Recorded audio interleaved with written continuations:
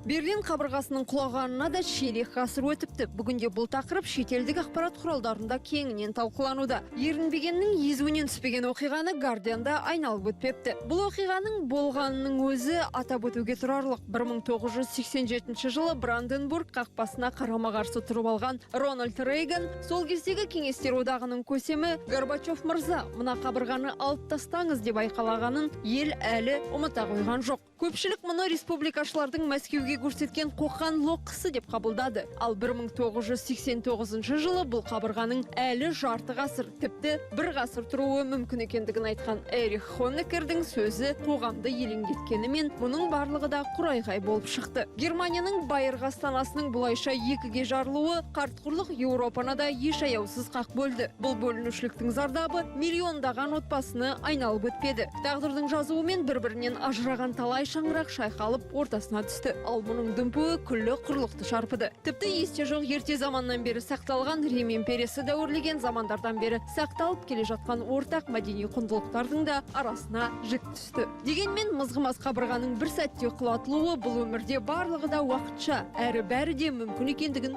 көрсетіп берді. Сондықтан өмір өзгерістерге толы деп аяқтайды мақала авторы.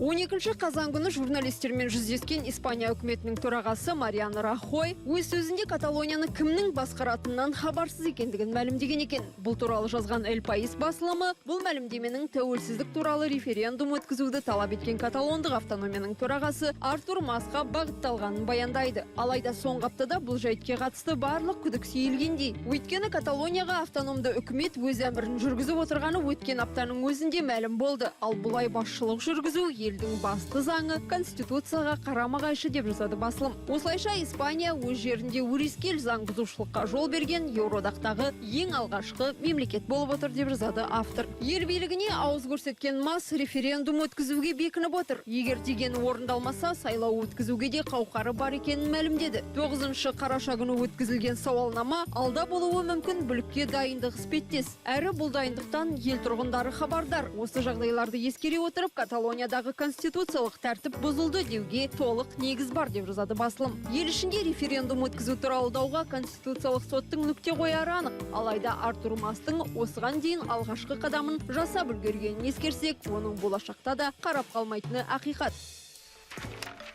Ал Il Journal басылымы ислам мемлекетінің көсемі Абу Бакра Аль-Бағдадиге мақала арнапты. Араб елінен жеткен ақпаратқа сүйенсек, бүгінде ол ауыр жараланған. Енді бір дерек көздер ақш басшылық ететін коалиция күштері Ирак жерін бомбалаған кезде оның қаза тапқанын айтады. Бұл америкалық президент Барак Обама Ирак пен Сирия жеріндегі ишимге қарсы шабуылдың жаңа кезеңі басталғанын мәлімдеген кезде орын алып отыр деп жазады мақала авторы. Ал ишимнің ресми өкілі Twitter желісіндегі өз аккаунтында Аль-Бағдадидің өлмегенін, оның жарақат алып қалғаны туралы баяндайды. Ал америкалық әскери қолбасшылық Аль-Бағдадидің опат болғаны туралы Аль-Арабия медиа тобы таратқан деректі не растап, не теріске шығаруға құлықсыздық танытып отырған жайы бар. Ирак пен Сирияның шекарасындағы елді мекенде орналасқан Аль-Каимдегі ишимнің штаб-пәтеріне әуеден шабуыл жасағаны туралы ақпарат ең алдымен тарады. Кейін Мусул қаласының маңы мен Аль-Бағдади мен ишимнің өзге де көсемдері мекендеген Ирактың солтүстігіндегі қалалардың да бомбаның астында қалған анықталды деп жазады мақала авторы. Ал 9 қарашада Обама коалицияның күшейтілген шабуылдары басталатынын мәлімдеген болатын деп аяқтайды мақала авторы.